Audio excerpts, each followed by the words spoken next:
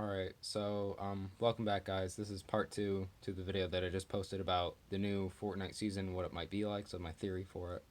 This video is going to be probably longer, at least I'm thinking it will be. I'm not sure, but most likely. I'm going to try to shorten it so that it's not too long, but it's just mostly me discussing about what Fortnite should do in their upcoming seasons. Well, as I say Fortnite, I mean Epic Games, but you know what I mean. So right now I'm going to talk about like where Fortnite is in the gaming universe, I guess you could say. Right now there's like tons of games that are getting either popular or not as popular. Fortnite is not as popular as it used to be, and I know I'm going to start like a controversy. I'm not really going to start it, but I'm going to kind of continue it. I'll talk about it and right after this about where Fortnite is, as if it's dying or it's not dying. So I'll talk about that in like a few seconds. But right now, most everyone's just mostly waiting for a new game to pop up because Among Us isn't doing too good as it used to be when it first, well, not at first initially came out, but when it gained popularity, which was like months ago. But Minecraft is months ago. It kind of got pretty high, and now it's just kind of at a constant-ish rate. I don't really know exactly where it's at. Fortnite is kind of dwindling down, but it's not really losing too many people. But yeah, people are just mostly waiting for new games to come out, like a big new game. And I don't know when we'll get it, but I hope we do get it because that means content and well, it also means something to do in quarantine time ish, yeah. But so now I'll talk about a slightly controversial topic among the Fortnite universe, which is if Fortnite is dying or not.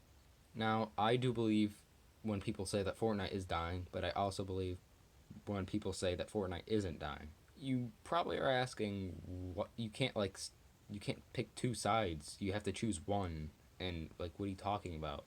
What I'm saying is Fortnite is definitely losing people, but it's still gaining people. It still is, but I think it's losing more people than it is gaining. But it is not anywhere near dying. So I'm gonna go more further into depth if you don't really get this too much. So when the whole thing about Apple happened, and when all the mobile players kind of got shut down because something about I forgot exactly. I'm not gonna talk about it too much about Epic Games on the Apple Store doing something about money or whatever, and Apple didn't like it, so then Apple banned Fortnite from the mobile store. I'm pretty sure they're still continuing to actually like their debates or whatever in court, I think, or something like that. I don't know if they're still doing it. I'm pretty sure they are. I'm not sure. I'd have to ask people that are mobile players. And if it is finished yet, well, then leave a comment below because I'm, once again, not aware of what's happening in the Fortnite world.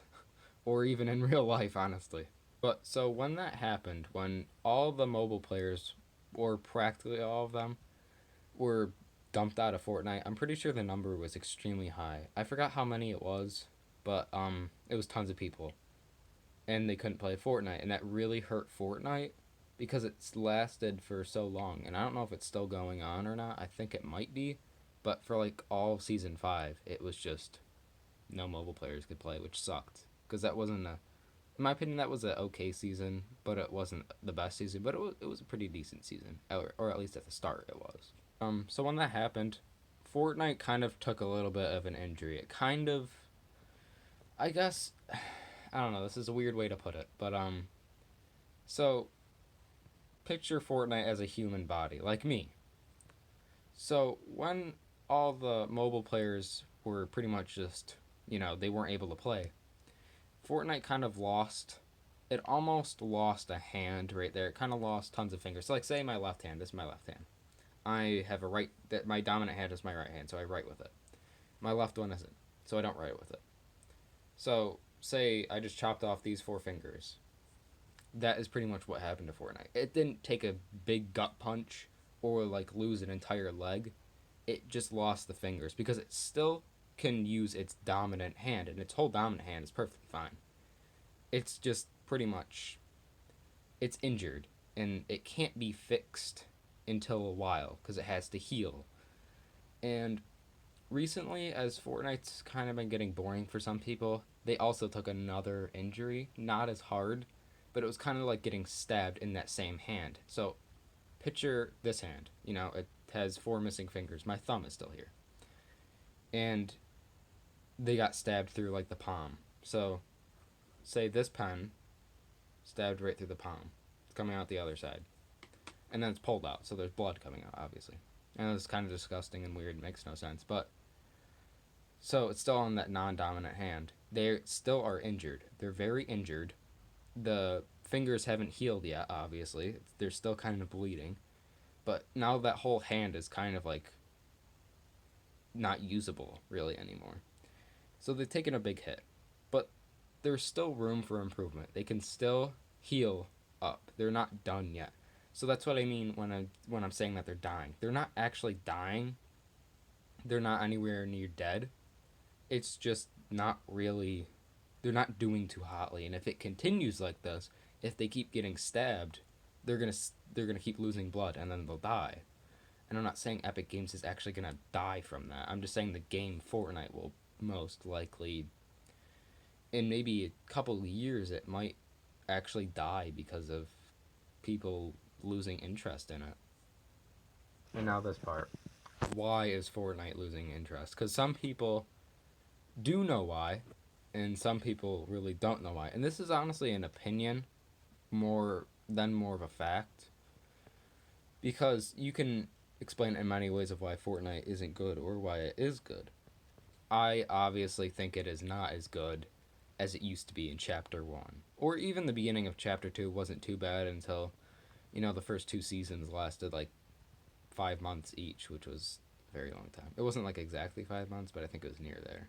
But what Fortnite did wrong was they had a storyline going.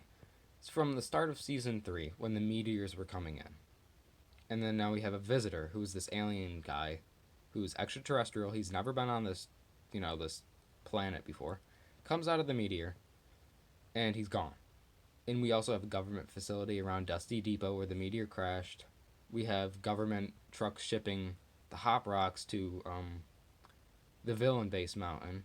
So now we have a branch between, corrupt government. We could have, aliens teaming up with the bad guys that are already on the island, the villains, and the villains versus the heroes on the island. So we have so many different things going on, and this is perfect for them because it really does make a good storyline. And so the end of season event where the rocket took off, that was really good. That was a really good start to something that would totally be unleashed, because people just thought the ending would be like, heroes save the day, or the heroes don't. No one expected that. Well, some people did, I guess, but not really. Not that many people expected that rocket to actually just make these weird rifts, which would spawn other things. They didn't think the visitor would have just left. They thought he was going to try to destroy the island. That's why it was so shocking. Like, oh my gosh, he's going to destroy the island. But right now I'm going to try to speed run through this whole storyline. So then we get Paradise Palms. So an entire desert area. New biome, which is pretty cool. There's rifts everywhere. Kevin the Cube spawns. He rolls around the map. He goes into Loot Lake. And, people think he's gone. But then he rises out of the island in the middle of Loot Lake. Travels around the map. And then he explodes, which was pretty cool, I guess. But he also has the power to spawn zombies, which now creates a branch between the Battle Royale storyline and the Save the World storyline. So the storyline is doing really good so far, even if people gave Season 6 a lot of hate for the zombies. The storyline was still really good. Season 7 comes along, and we have a giant iceberg that crashes into the island. So we have a new biome now, and that's pretty cool. We have other characters in here. We have the Ice King. We have the Prisoner, which that creates another storyline of who the Ice King was. How did these people live on the iceberg that they're on? And who were those 5 people at the table? Because there was the Ice King, the Prisoner, and there was 3 other people at the table in Polar Peak in the castle. So now there's so many cool questions about this. And then Season 7 comes along. Well, not Season 7. Season 8 comes along. And we get the volcano in the jungle. Whole new area, whole new themed. It's really good. It's not just one themed. It's an entire variety. We have pirates, jungle, volcano. We have natives. I guess you could say Aztec, Inca kind of themed. And then the volcano explodes, destroys a pretty good amount of things. And then we have the mech versus monster fight, which is really cool. Still storylines doing good. Season X is when all huge things happened. Crossovers, tons of other things. The rifts are just creating these other like beacon POIs, and the whole season was just people gave that season hate as well, but the storyline was still really good. And then like the chapter 2, it kind of was like meh, because they didn't really do as much. They kind of branched off a little bit, and then after chapter 2 season 2, they just totally went off course. But yeah, I'm gonna wrap it up now. That's pretty much where I'm gonna end it. I know that was kind of a speed run, wasn't good, but thank you for watching, and have a great day.